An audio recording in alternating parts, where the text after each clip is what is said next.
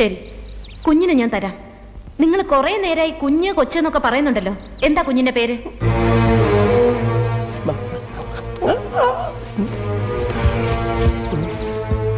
പേരിലെന്തിരിക്കുന്നു? ബന്ധത്തിലാണല്ലോ കാര്യം. സ്വന്തം അച്ഛന് കുഞ്ഞിന്റെ പേരറിയായിരിക്കുമോ?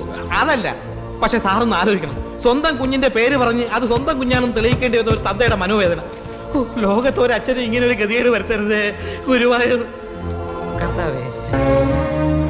അപ്പം പേര് പറഞ്ഞ കുഞ്ഞിനെ തരും.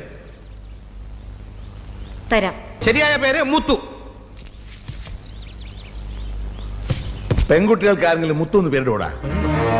ഇട്ടൂടെ നിയമമൊന്നുമില്ലല്ലോ. എന്റെ അമ്മയുടെ പേര് പീതാമരൻ എന്നായിരുന്നു. നിന്നെ കണ്ടപ്പോഴേ എനിക്ക് തോന്നി നേരെ ചുവയുള്ള തന്തയ്ക്കും തള്ളയ്ക്കും ജനിച്ചല്ലെന്ന്. എനിക്കറിയാം, ഇവന്റെ അച്ഛന്റെ പേര് ഭവാനിയമ്മ എന്നാ അല്ലേ? ജയ, പോലീസ് സ്റ്റേഷനിലേക്ക് ഒന്ന് ഫോൺ ചെയ്തിട്ട് എസ്.ഐ.യോടിക്ക് വരാൻ പറ. ഇവനെ ഞാനിന്ന് ശരിയാക്കും. ഇവനെ ഞാൻ ഹാൻഡിൽ ചെയ്യാം. സത്യം പറയണം, കുഞ്ഞിന്റെ പേര് നിനക്കറിയാം? കുഞ്ഞിന്റെ പേര് പറഞ്ഞാൽ കുഞ്ഞിനെ തള്ളാൻ നിനക്ക് വിട്ടുതരാം. പറയടാ, കുഞ്ഞിന്റെ പേര് മല. മല മല കുഞ്ഞിന്റെ പേര് മല. മലയോ? പോലീസിനെ വിളി. മലയല്ലടാ, കുന്ന്. കുന്ന് നിന്റെ അമ്മയുടെ 14 അടി നടന്നില്ലേ? ആ കുന്ന്. കഴുത, മഴ കഴുത.